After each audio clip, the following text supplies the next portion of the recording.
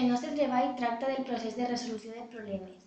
Al llarg d'aquesta explicació veurem com hem aconseguit convertir-nos en un grup expert i quines són les implicacions més importants d'aquesta temàtica. Pel que fa a la cerca d'informació teòrica, hem utilitzat principalment els següents llibres de consulta. Introducció a la psicologia cognitiva de Vega, del que hem extret informació sobre la descripció del constructe, les fases, els tipus i les limitacions, i el capítol 13 del Manual de Psicologia del Pensament, on es justifica la importància del pensament creatiu en el procés de la resolució de problemes.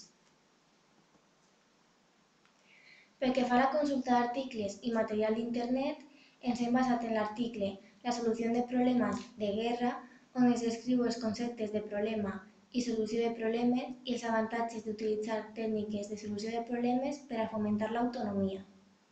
També l'article Com resoldre problemes d'Álvarez, on es defineix què és un problema, les situacions més típiques i inclou recomanacions per a potenciar la resiliència de les persones davant els problemes.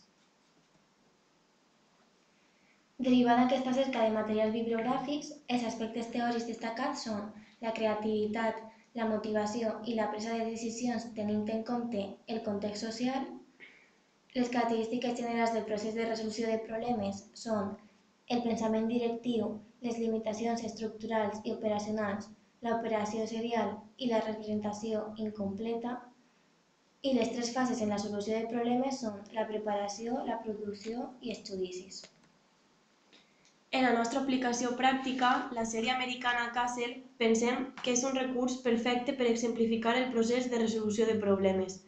En nombrosos fragments de la sèrie es pot observar com els protagonistes desenvolupen estratègies cognitives en les que enllacen conceptes i fets per extraure les conclusions pertinents relacionades amb el cas.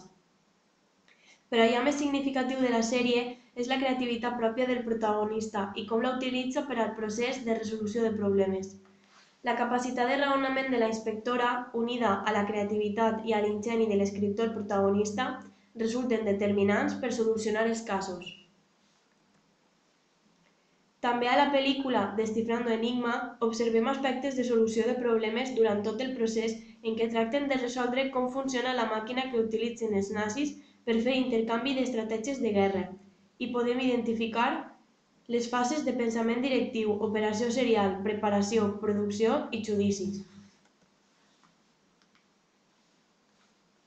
Relacionant-se amb l'àmbit clínic, trobem una teràpia de resolució de problemes en malalts de càncer, basada en les 7 fases del model de Zurille-Goldfried: coneixement del problema, identificació, brainstorming, valoració de solucions seqüencials, valoració de solucions conseqüencials, assaig de solucions i revisió d'habilitats adquirides. Durant la nostra vida diària, en milions d'ocasions ens enfrontem a problemes que tenim que resoldre, pel que també podem veure la relació de la nostra temàtica amb la psicologia del cicle vital i més concretament amb la tanatologia. Principalment hem emprat l'article de Domínguez, Enfoque psicológico gestalt de la tanatología, on exemplifica que el proporcionar eines de suport a aquells pacients que travessen un procés de dol els ajudarà a resoldre conflictes relacionats amb la mort. Altre àmbit en el que l'estudi de la resolució de problemes juga un paper rellevant és la psicologia educativa. Per tal de veure aquesta notable relació, hem emprat principalment 2 articles, una notícia i un vídeo. En l'article de Luque, Habla espontánea en resolución de problemes, relacionem la parla subvocal amb la resolució d'una tasca augmentant aquesta amb l'edat, dirigint-se cap a l'èxit quan s'aplica a un problema.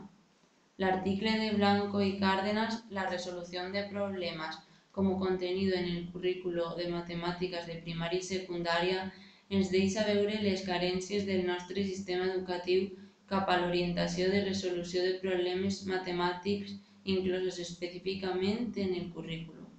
En tercer lloc, Silio i García, amb la seva notícia Suspenso en la vida real, donen evidència de l'incapacitat dels alumnes espanyols d'aplicar els coneixements instruccionals per a la resolució de problemes quotidians, com per exemple comprar un bitllet de metro, orientar-se en la ciutat, etc. La pregunta intel·ligent que plantegem a l'auditori és: creus que emprar la creativitat en el procés de resolució de problemes contribueix a fer ús del pensament abstracte i amb ell podem arribar a millors solucions?